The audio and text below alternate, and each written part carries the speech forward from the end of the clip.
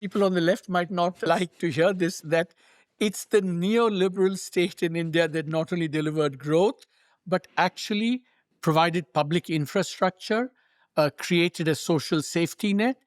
All the educational, gender outcomes actually all improved.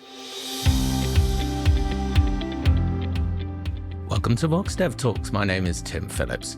A fascinating new book called A Sixth of Humanity, Independent India's Development Odyssey examines 75 years of development in the world's most populous country, the successes and the failures and the compromises, and the ways in which India has defied many of our ideas of how development should happen.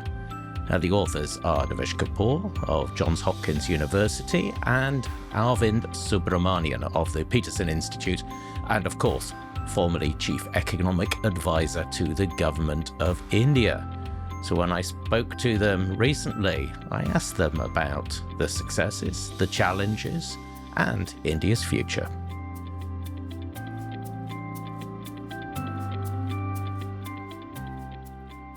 Devesh, what is this book? Is it history? Is it economics? Is it political science? Well, it's all of the above and none of the above.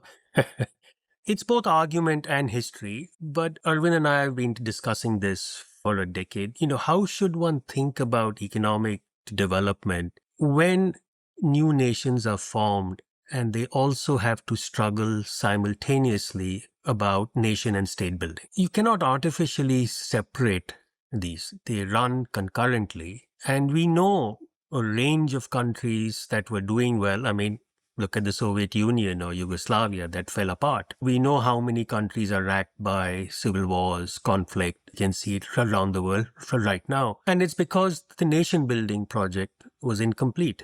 So we wanted to write this story looking at how the choices that the political leadership faced in building a state and a nation, how that shaped economic development, but also how economic development in turn shaped the nation building and state building projects. And so the idea was that these are necessarily concurrent. And we were dissatisfied with some of the works that focus on either one or the other. So that was our attempt. Just to add one more thing to what Devesh said, all young nations, as Devesh said, have this problem that, it's not just about creating an economy, a market economy. It's also about nation building, creating order.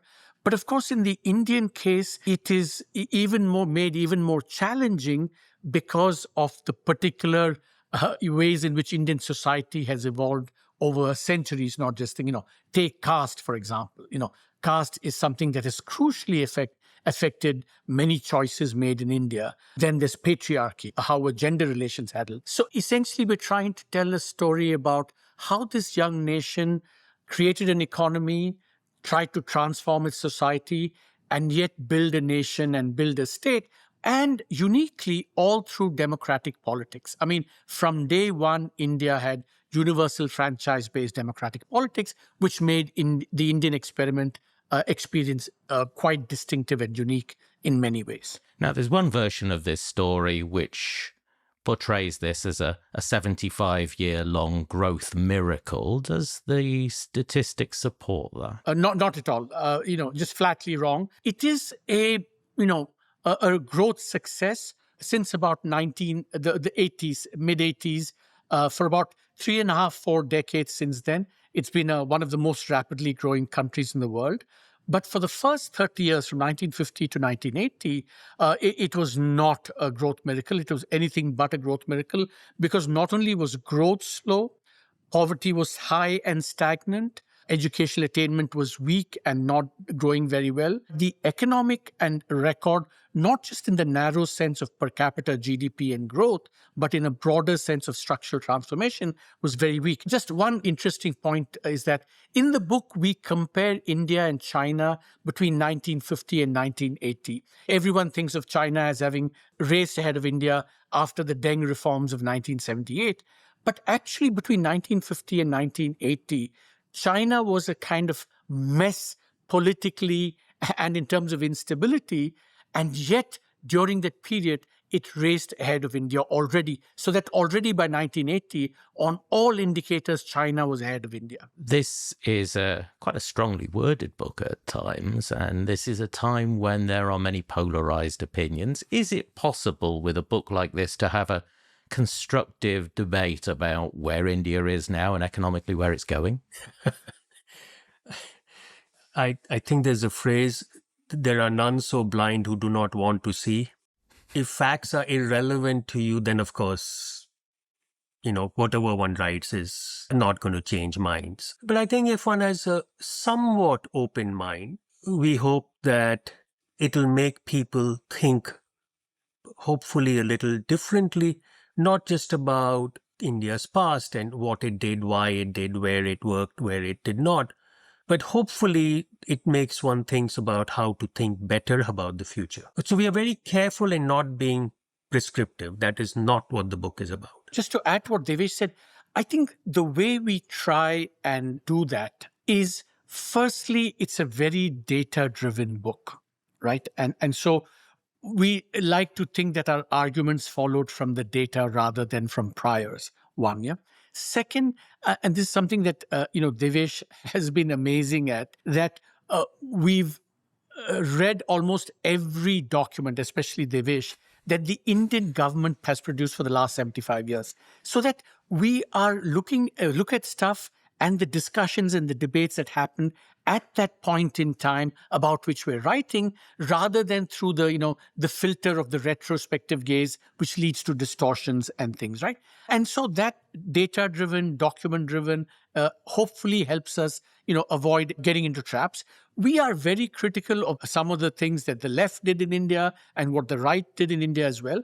And as kind of proof of that, we've actually encountered at the end of the book, we've been as surprised as validated in some of our priors. Now, there's an unusual word that you use quite a lot in the book to describe India's development, and that is precocious. It's precociousness, particularly in the idea that it got democracy, you could almost describe it, at the wrong time, before mass industrialization. What caused that to happen? Why is it important to think about that? Your question is particularly germane given the context of our times today. I mean, the challenge that India's political leadership faced is, here was a country that was incredibly diverse. It had been vivisected, creation of Pakistan, and it had to integrate 560 princely states. And what they really charted was a new way of thinking about nationhood. Unlike the European experience, where it was built around a single language, single religion, democracy was actually their key instrument of nation building, which is very distinctive from other things. The nation building is built around some common cultural traits, and then the democracy comes. But here, the democracy is your key instrument of nation building, so that everyone can buy into the project. That was the main thing. The inclusiveness was as much intrinsic as much instrumental. So we think of the great Indian political achievement as having created and sustained democracy under these inhospitable conditions. But because of what Devesh said, the instrumental use of democracy led then to two, I think, surprisingly under-recognized achievements of India, which is to maintain a modicum of order in such a diverse and kind of potentially conflict-ridden society. So that's one thing, order. And the other thing is that to create a workable sense of nationhood. All nation building is problematic, provisional. But India, because the regions were very diverse, federalism allowed us to get this balance between religions, languages, and so on. So I think the achievements of nation building and order are the instrumental counterparts to the intrinsic achievement of democracy. I think one way to think about it is just look at the countries that were created from British India. Burma, Sri Lanka, Pakistan. Pakistan broke apart. Sri Lanka has had big civil war.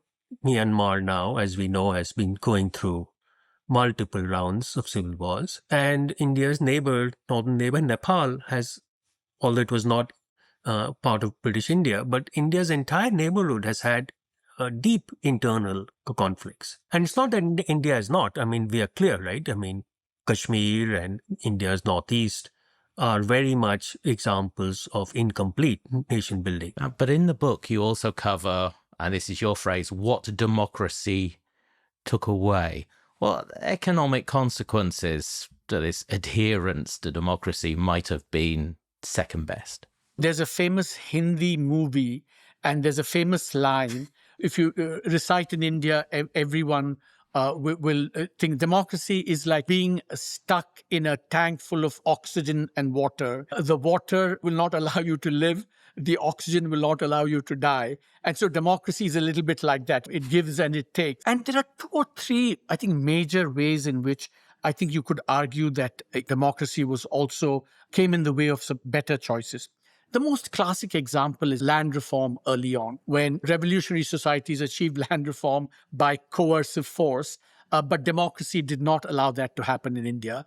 And also because the way in which the Congress party was structured, composed of landed elites, kind of big land reform was not possible. And that immediately became an impediment to power, to development, to agricultural productivity, all of those things. So that's one example. The other thing which we emphasize a lot about democracy is that the state provided welfare before providing public goods.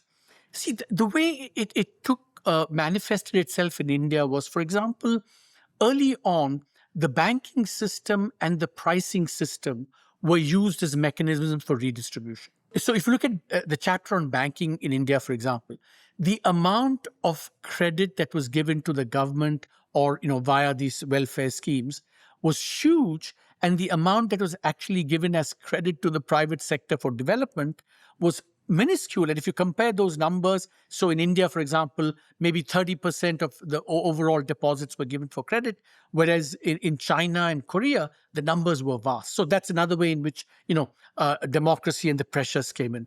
The Indian fiscal state, for example, has been quite weak. One of the surprises we found in the book was average deficits, fiscal deficits, say over the last 30, 40 years, have been amongst the highest in India. They're upwards of 11, 12% on average. Let me read out what a former economist said, that basically because there were so many vested groups, he says, where workings of a parliamentary democracy, where 100 and even 1,000 flowers have to be allowed to bloom, all led to a kind of eclectic melange where every policy of special pleading found a place. Very clear example or consequence of is corruption. Election financing. Today, India has about 3 million elections. It has more elections than the size of countries, right? Meaning for 3 million elected officials at the local level, state level, national. And it's highly competitive. You cannot have a democracy without elections. You cannot have elections without election financing. Where does that money come from? So it's not that corrupt politicians are all lining up their pockets. They are, many of them.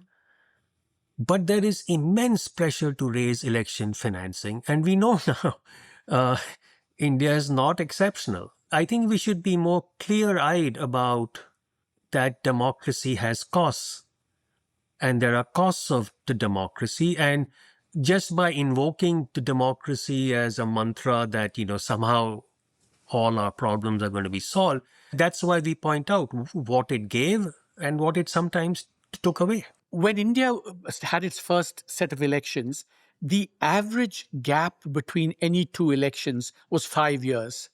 Today, the average gap between any two elections is about 10 to 11 months. So we're in kind of perpetual electioneering mode. And that's why Devesh's point about the election financing becomes so salient. Now, in its early years, India's development was done by state planning. I mean, that was not unusual in the 50s and the 60s, was it? Many nations did exactly the same thing. But were there roads not taken at that time which, with hindsight, would have helped India's growth? Planning, most countries did, absolutely, And, whether it was the Soviet Union, whether it was China, many, many countries around the world. But I think there were one or two really distinctive things that India did. which other developing countries did not do.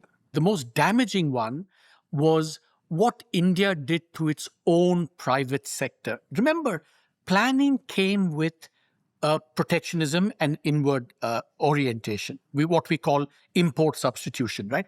But the aim of import substitution was to, favor domestic producers and give them, protection against competition. But what India turned around and did was it disallowed foreign competition in several ways, like many countries did.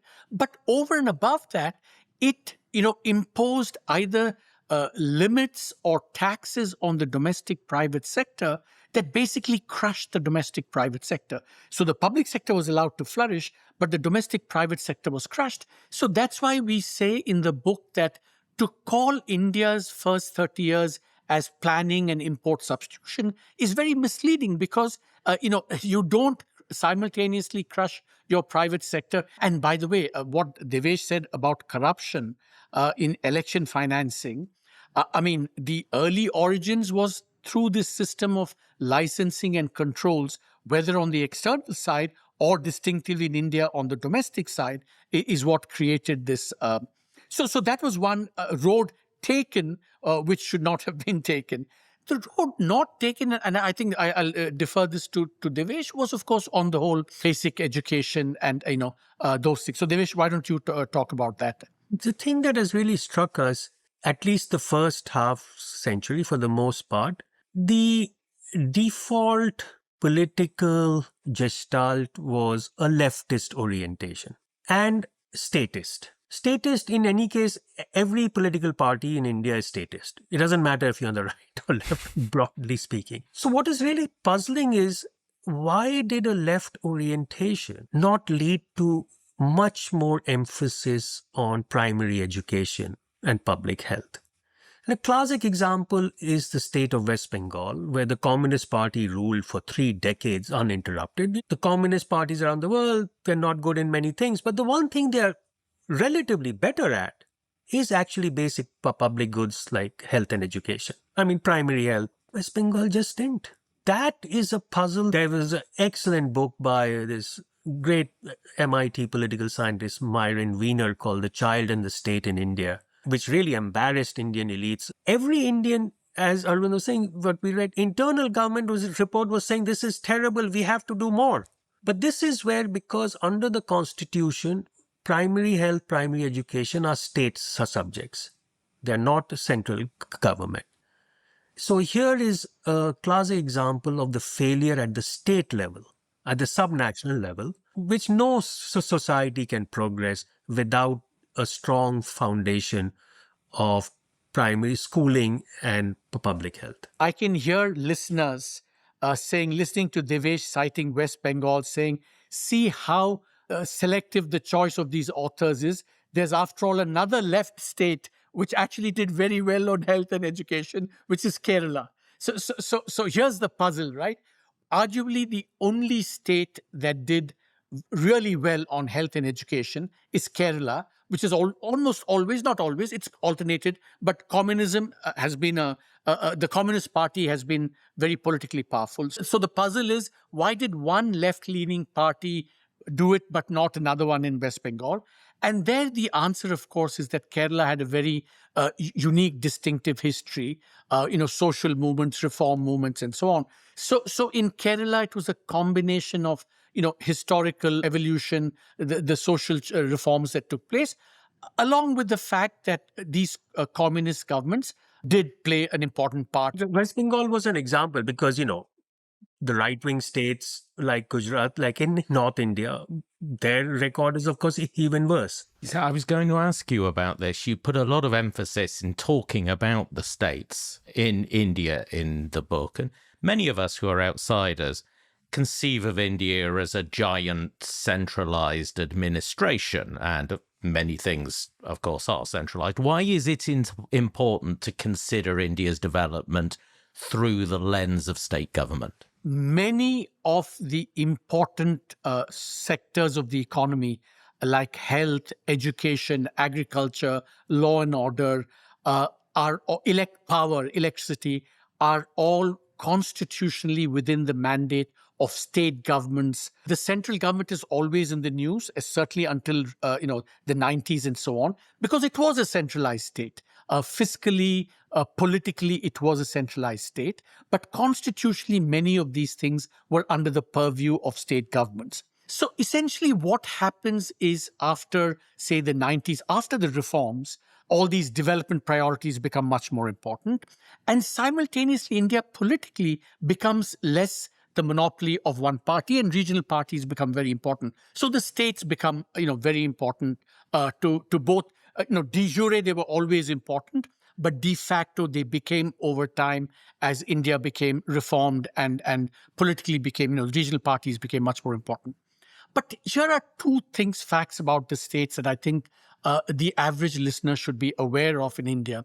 We have a line in the book, Devesh and I, which says that at least in terms of providing public goods and essential things, whatever the center did badly, the states did worse.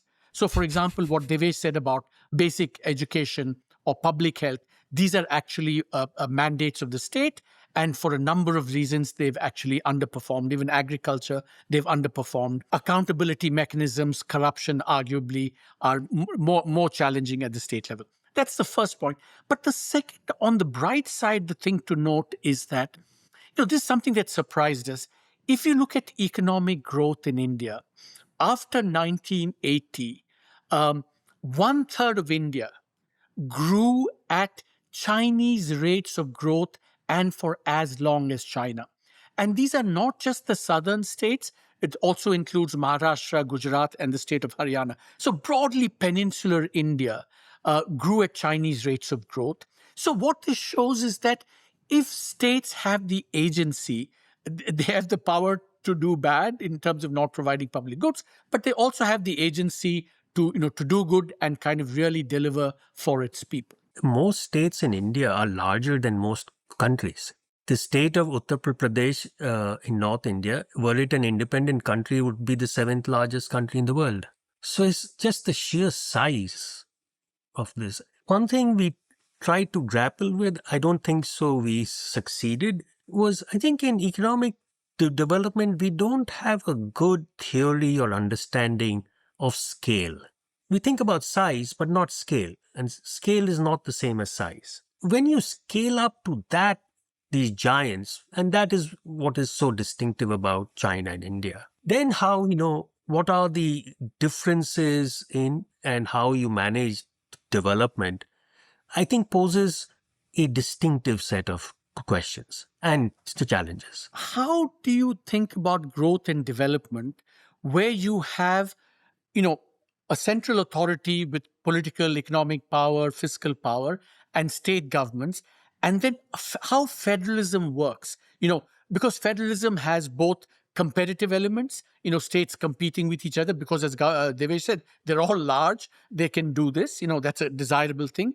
But you also need cooperation between the states, between the center and the states, to achieve a lot of outcomes. So the whole theory and practice of federalism in development is, I think, a highly understudied topic. And I think we in our book, as Devesh says, only scratch the surface of this via the Indian experience. So whether at a state or a federal level, the more recent story of India, again, very much in common with a lot of developing countries, has been that turn to neoliberalism. However, it seems to have delivered aggregate growth that is much better in India. Can we say that it solved many of the problems that the early state planning era had left behind? The answer is yes. People on the left might not like to hear that.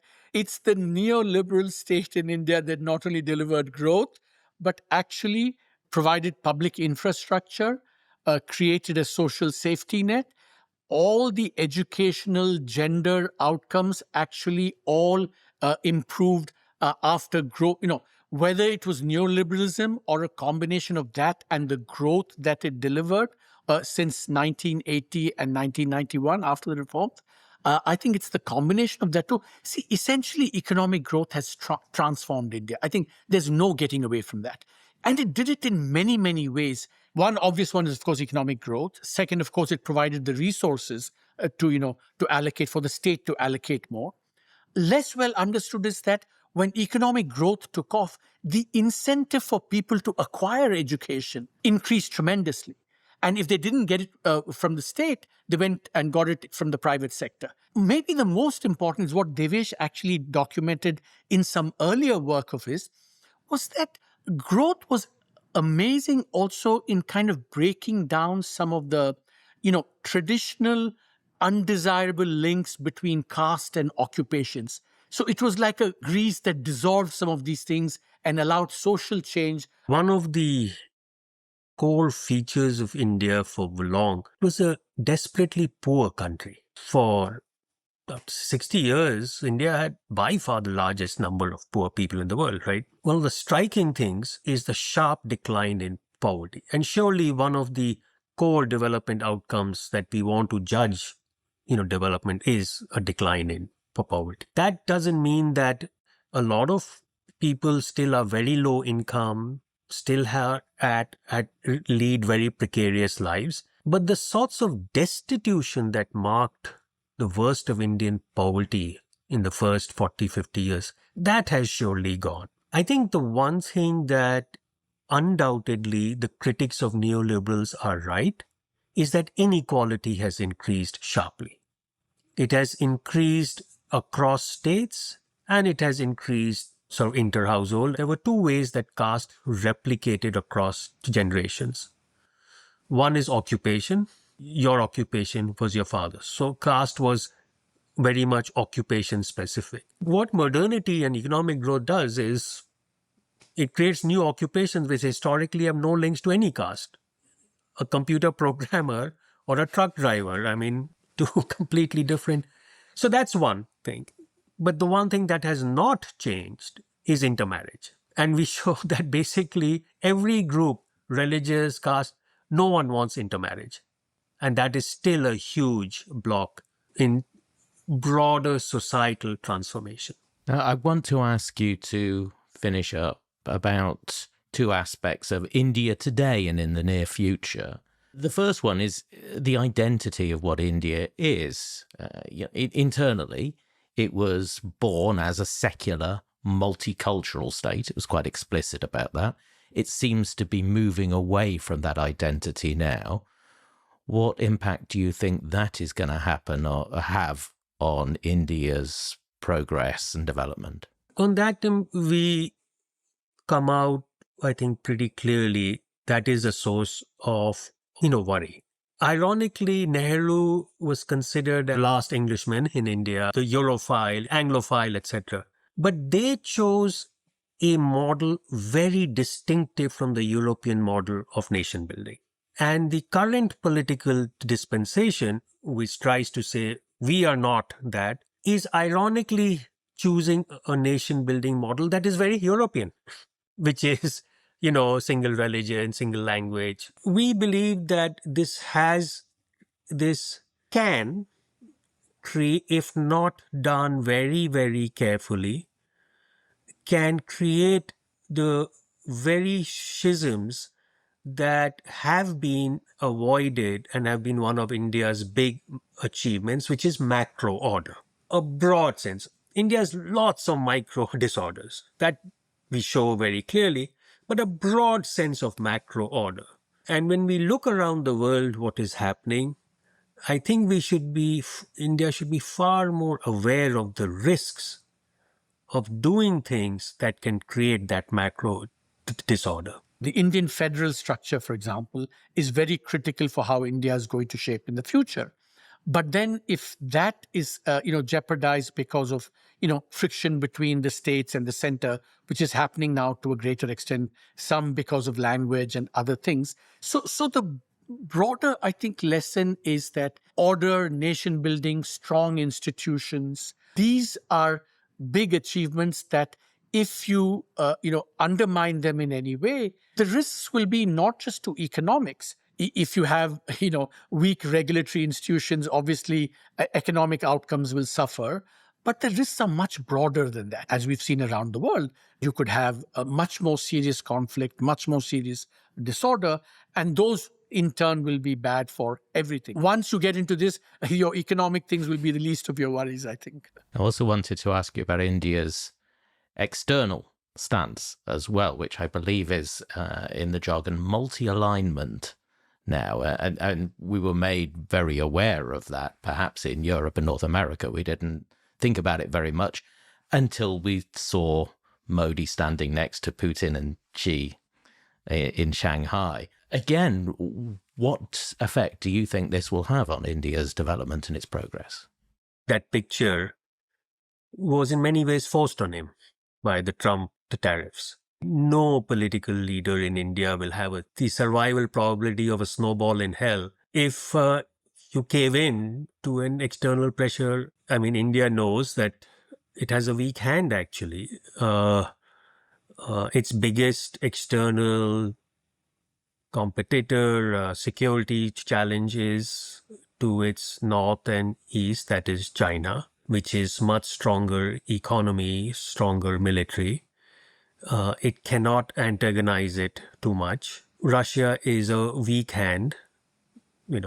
After all, you cannot expect much from Russia either, and it's increasingly aligned with China. It thought it had really succeeded in building strong relations with the US. And to be fair to the Prime Minister, he had done his hardest to win over Trump.